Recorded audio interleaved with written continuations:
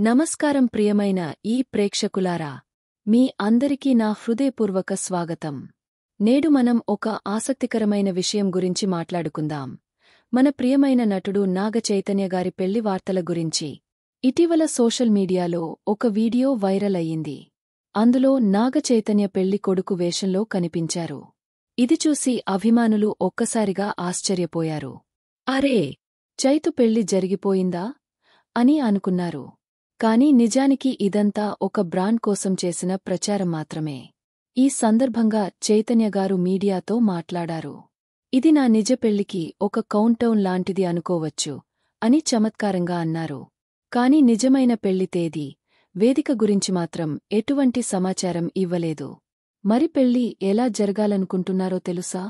చైతన్య గారు ఇలా అన్నారు: పెళ్లి అంటే నాకు ముఖ్యమైన వ్యక్తుల గురించి. అది పెద్ద వేడుకగా ఉండాల్సిన అవసరం లేదు. కాని సంప్రదాయాలు, సంస్కృతిని పాటిస్తూ జరగాలని కోరుకుంటున్నాను.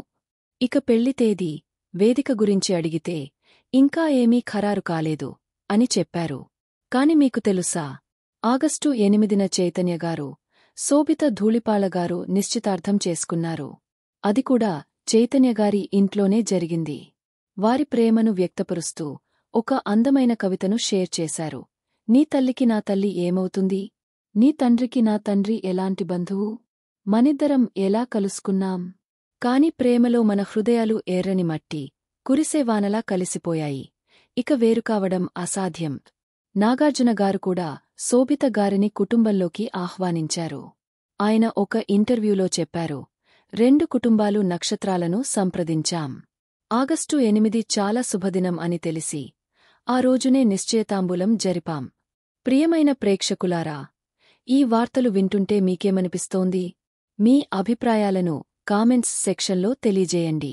నాగ చైతన్య గారికి, శోభిత గారికి మన అందరి తరపున శుభాకాంక్షలు తెలియజేద్దాం. ఈ వీడియోను ఇష్టపడితే లైక్ చేయండి, షేర్ చేయండి మరియు సబ్స్క్రైబ్ చేయడం మరచిపోకండి. మళ్ళీ కొత్త విశేషాలతో కలుసుకుందాం. అందరికీ నమస్కారం.